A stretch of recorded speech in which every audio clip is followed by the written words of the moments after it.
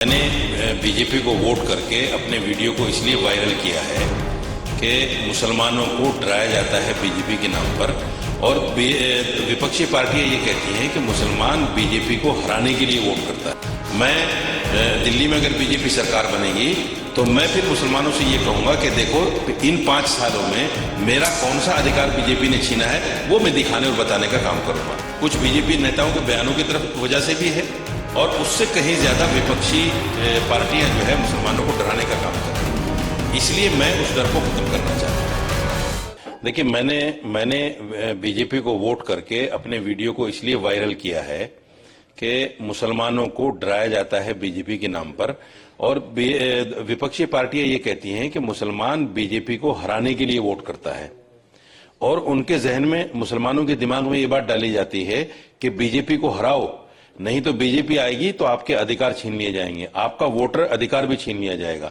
इसलिए मुसलमानों के दिल से वो डर खत्म करने के लिए मैंने वोट किया है। मैं दिल्ली में अगर बीजेपी सरकार बनेगी तो मैं फिर मुसलमानों से ये कहूंगा कि देखो इन 5 सालों में मेरा कौन सा अधिकार बीजेपी ने छीना है वो मैं दिखाने और बताने का काम करूंगा।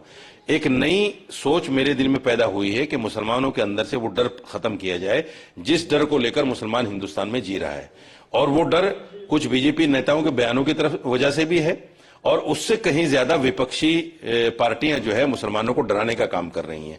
इसलिए मैं उस डर को खत्म करना चाहता हूं। तो सर, आप मोदी जी की नीतियों से सहमत हैं?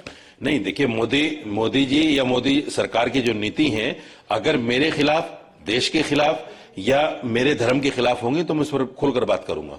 ऐसा नहीं कि मैंने सरेंडर कर दिया बीजेपी के लिए और मैं बीजेपी में शामिल हो गया हूं या मैंने उसकी सदस्यता ग्रहण कर ली है।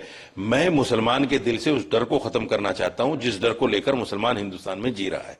वो डर ये है कि बीजेपी मुसलमान को हिंदुस्तान से निकालने वाली है, ये देश हिंदू राष्ट्र बन जाएगा, फिर यहां नमाज पढ़ना मुश्किल हो जाएगा, यहां रोजा रखना मुश्किल हो जाएगा, दीन पर चलना मुश्किल हो जाएगा, दाढ़ी टोपी रखना, वो डर जो है मुसलमान के अंदर से मैं खत्म करना चाहता हूं कि ऐसा कुछ भी नहीं है। हम यहां करोड़ों की तादाद में हैं, लाखों में नहीं, करोड़ों में, करोड़ों लोगों को देश से निकालना ये नामुमकिन चीज है। मुसलमान उस दिल को अपने डर को अपने दिल से निकाल दें। सर, इस वीडियो के वजह से आपको काफी लोग आपकी आलोचना, हाँ, मुझे थ्रेड कर रहे हैं। देखिए, मुझे थ्रेड भी कर रहे हैं लोग। मुझे मेरे व्हाट्सएप पे कमेंट में जाइए आप, मुझे बाकायदा थ्रेड मिल रही है, बाकायदा मुझे डराया जा रहा है और कहा जा रहा है कि आप तो बीजेपी को बिक गए हैं, बीजेपी से आपने पैसा ले लिया है, या सीबीआई या ईडी का डर दिखा दिया गया है आपको भी। ऐसा कुछ भी नहीं है। न मेरी किसी बीजेपी के नेता से मुलाकात हुई, न बात हुई। मैंने तो मुसलमान के दिल से वो डर खत्म करने के लिए काम किया है। मेरे ऊपर बहुत सारी एफआईआर है, मैं 2-3 केसों में जमानत पर हूं, लेकिन मैं फिर भी नहीं डर रहा हूं। मैं फिर भी जो है सामने खड़ा होकर बात कर रहा हूं और मोदी जी और मोदी सरकार की नीतियों के खिलाफ बात कर रहा हूं, आगे भी बात करूंगा। ऐसा नहीं कि मैंने सरेंडर कर दिया।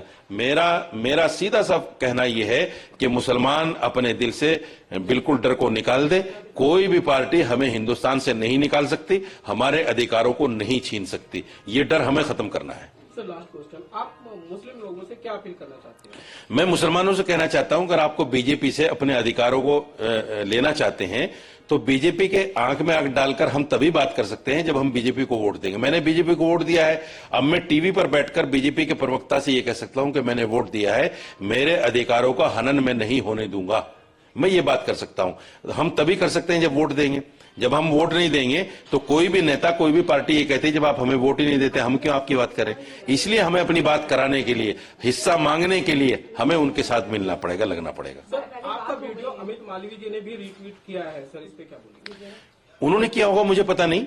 मुझे आपसे पता चल रहा है कि अमित मालवीय ने किया है। जाहिर बात है उनको कुछ फायदा हुआ होगा उससे। मुझे तो ऐसा कुछ नहीं कि मुझे बीजेपी को फायदा करना था या बीजेपी को फायदा पहुंचाना था।